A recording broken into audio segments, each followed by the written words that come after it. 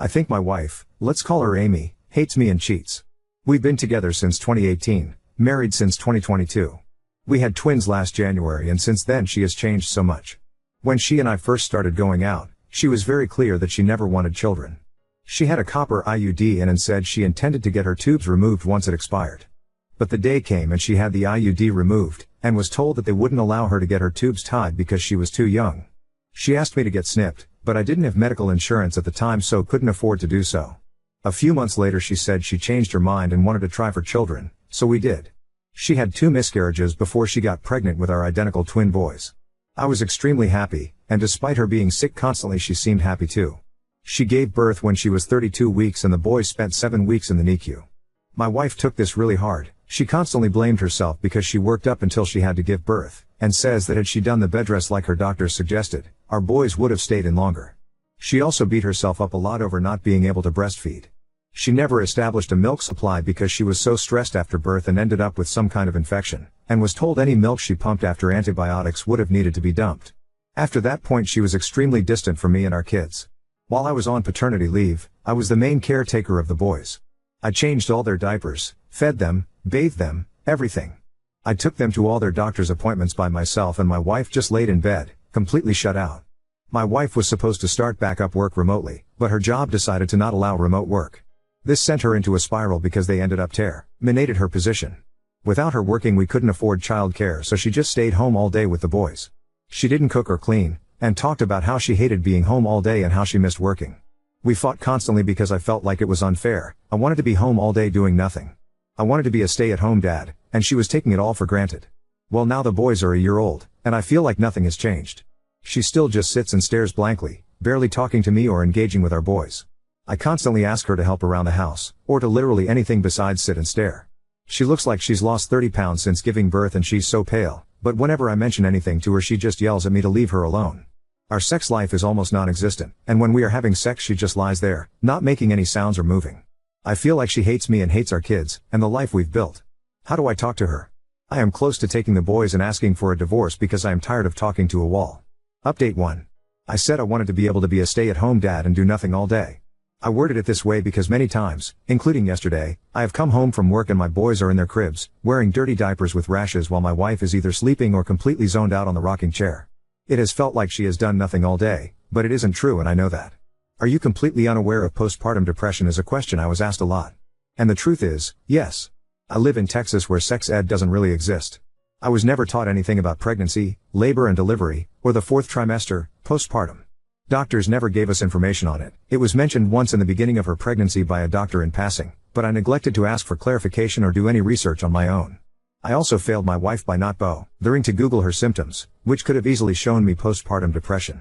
How did you let this go on for a year without asking for help or advice? This is not a good excuse, but I didn't know that this was a hormonal issue at all. I genuinely believed my wife was just being neglectful and emotionally distant because she hated me and hated being a mom. I work almost daily, usually 12-hour shifts on a construction site, so coming home to a messy house, fussy babies and having to clean everything and make dinner just resulted in anger on my side, so I just let that frustration build rather than try to understand her. Do you have any friends or family who can help? Unfortunately we don't. My mom is out of the picture, and my father is dead. My wife's family was abusive to her growing up, and our friends abandoned us due to rumors my mom spread online, where she was telling everyone my wife had 2 abortions rather than 2 miscarriages. You have been having sex with her when she isn't emotionally involved? I should have added more details here, and can see why a lot of people were angry at my comment about our sex life. I honestly thought it was important to add that it has been non-existent, and when we had sex she was uninvolved. My wife after birth was the only one to initiate intimacy, and I believe now it was out of guilt. We haven't had sex in months because I don't say yes anymore and I don't ask for it. I shouldn't have said yes previously and I know it was wrong of me. Do you even love your wife? Of course I love her. I posted this out of anger and frustration, because I believed that it was she who didn't love me anymore and I thought I was the main problem. I made it all about me when it isn't me at all. It's this disgusting and awful disorder that comes after giving birth. I was just so angry because I have asked her to get help so many times and she has either yelled at me to leave her alone or she has just stayed quiet. But now I know that I need to get her help, regardless of if she wants help or not. I am getting her signed up for an intensive outpatient therapy program that is online, so she doesn't have to deal with the trauma of going back to a hospital. I am also going to be hiring cleaning help so my wife has someone home with her, and someone who is able to clean and take care of the chores while my wife is emotionally incapable. I am so sorry to all the birth givers out there who have experienced this hell my wife has been going through, and I feel for the parents who have had to watch their partners go through this. I wish I had informed myself of what was happening, and I can only try better from here on out. I haven't spoken to my wife yet about my intentions, but I plan to when I am off of work. Thank you everyone who was honest with me and provided information and insight to what was happening. Update 2. I spoke to my wife last night after I got off of work. I started it out by asking her if she had heard about postpartum depression, and she said she did know, that a doctor described it to her right after she gave birth. I asked her if she thought she might be experiencing it, and she said no.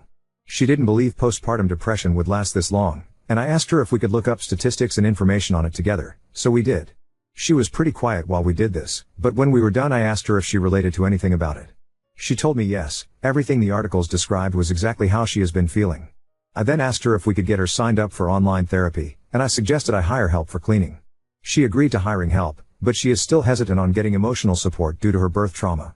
I told her that I would be discussing with the boys' pediatrician on other options that might be helpful for my wife. I haven't brought up relocating yet. I want to give her some time to process our conversation first before adding to it. I called out of work today, and will be taking my wife out to lunch at her favorite spot in town and paying for her to get her hands and toes done. I know it won't come close to making up for my negligence for the last year, but it's a start. Update 3. My wife watches 2 Hot Takes sometimes, and I usually listen with her while I do dishes or sweep/mop, and thought that maybe this subreddit would be a great go-to for advice on my marriage, because on Reddit and on YouTube comments you all are so brutally honest and to the point, and I knew I needed that to get this shit sorted. You all were so quick to point out my wife's postpartum depression, and directed me in ways that I have fallen short with my wife. Thank you everyone for the constructive criticism and the honesty. I would not have been able to get to this point of reality if I had been coddled and pampered. My wife actually laughed for the first time today when our boys started laughing at the word booty. Boys will be boys, haha. It was the most beautiful sound I have ever heard, and I haven't gotten to listen to it in so long. She seems to be in much better spirits, which I will keep an eye on, as I know sometimes that can be a red flag for suicidal ideation or intentions. My wife had been trying to be more honest with me on how she is feeling in the moment, and we have her established with group therapy starting Monday with orientation. I wish I could say thank you to everyone personally and individually for hopefully helping us save our marriage and potentially for saving my wife's life. I genuinely couldn't have done it with this subreddit. Thank you 2 Hot Takes for having such a huge and wonderful platform where people can come and receive advice and honesty. It's a beautiful thing you have here. I'm going to go and start making my wife's favorite dinner and watch the Hunger Games for a movie marathon, something we haven't done in over a year. This will hopefully be my last update and last post in this subreddit if everything goes well. Thank you. End of edit. It's been a day or so since I added an update on my original post, but this update I thought needed its own post if it's allowed. I scrolled through this subreddit to see how others posted their updates and saw a few. Hopefully this is allowed. So after begging for several days, my wife finally gave in and agreed to online therapy. We picked a program we thought would benefit her best, and got it situated. She has an intake phone call tomorrow that will organize her hours, what group she is assigned to, and who her personal therapist is. It's an intensive outpatient group therapy program, goes for about 12 weeks. I have also reduced my hours at work by request, asking for 6 hours on shift during the weekdays, and I am on call during weekends for call-outs. It is temporary, until my wife is better. I have also hired cleaning services to come weekly. She is the wife of a co-worker of mine and she has 3 kids of her own. I spoke to her directly and she offered to help my wife with the boys if my wife ever asks for help, with no extra charge. My wife and I are openly discussing breaking up temporarily. During our discussion last night, my wife opened up about how she hasn't been happy, and how she has had an ongoing online affair with someone. I don't blame her for the affair. I can't imagine how alone she has felt this last year with me working constantly and always putting the boys first. She texted him in front of me saying it was over, that she wanted to prioritize our marriage and her mental health, and then blocked him on every platform she had him added onto, which gave me a lot of reassurance. My wife was the one who suggested a temporary breakup. I don't think it would be appropriate given her mental health at the moment, and asked that we just work on her getting better before discussing any marriage issues we have. She also opened up to me and let me know she has been self-harming, and showed me where. And it's awful. I had no words to say, except apologize profusely for my negligence. I didn't notice anything for months. She said she started hurting herself after we stopped being intimate. She didn't have a reason why. Once she is halfway through her outpatient program, we decided that's when we will start marriage counseling. That way she had time to develop some healthy coping mechanisms. Because we know there is a chance that marriage counseling could bring out a lot of the worst in us as individuals, and we wanted her to be as prepared as possible while still getting individual help in her program. I will also be starting individual therapy once marriage counseling is set up, so I have a healthy outlet. Not the update I wanted to provide, but I hope that in the future I can give a better one. I'm honestly just glad my wife agreed to therapy, and is willing to work us out together. I will never be able to make up for the last 12 months I haven't been by her side, but I will try for the rest of my life with her to make amends for it. Oop, thank you so much. I honestly have no valid excuse as to why we didn't inform ourselves of what could come with postpartum. We were both so focused on the pregnancy and making sure the boys were okay, especially after losing the 2 pregnancies prior, we didn't bother researching what occurs after birth. And that was negligence on our ends. I refused to throw in a towel, especially if she is willing to work with me through our errors. I fell in love with her, and when we got married we said through sickness and health, and she is very very sick. She just needs some help right now, and needed it a long time ago, but what I didn't know then, I do know now, and I will do my best to fix what I wronged. Edit, I have posted in this subreddit twice before this in regard to my situation if anyone wants context to this. I don't honestly have energy to answer questions in my messages or in the comments. This is going to be very jumbled and might not make sense. My mind is everywhere right now. I went to work 2 days ago, only for 4 hours because I had booked a flight for my wife and our twin boys that evening to go to northern Washington state to look at houses with our realtor. I had packed everyone's suitcases the night before and I was so excited to take the trip. I took a week off of work and planned to take us up the Space Needle and explore the ocean up there, as we have never seen the ocean before. Got home from work that afternoon and my wife was gone. My coworker's wife was there by herself, crying and trying to care for my boys who were also crying. When I asked her where my wife was and if she was okay, she told me my wife left a folder in our room and that she was gone. I of course called her, but it said this number you are trying to reach is inactive or unavailable. Or some crap along those lines. The folder had divorce papers, some already signed by her. She left a note and basically explained what was happening and what she did. She left me for the man she had an affair with. I guess he was an old coworker of hers, she fell in love and didn't want me anymore. Asked for 25% custody of the kids and left her number for her lawyer. What the fuck is 25% custody? Weekends only? Every other weekend? Asked that I didn't try to call or text her, that she has a new phone number. I don't know what I did wrong anymore. We were, I thought, on the right track. We started marriage counseling. We were going on dates regularly, communicating, laughing, enjoying each other. I thought everything was starting to improve. She was smiling and laughing so much more. She seems genuinely happier. She was even playing with our boys, something she never did before. How does someone seem so much better and turn around to do this?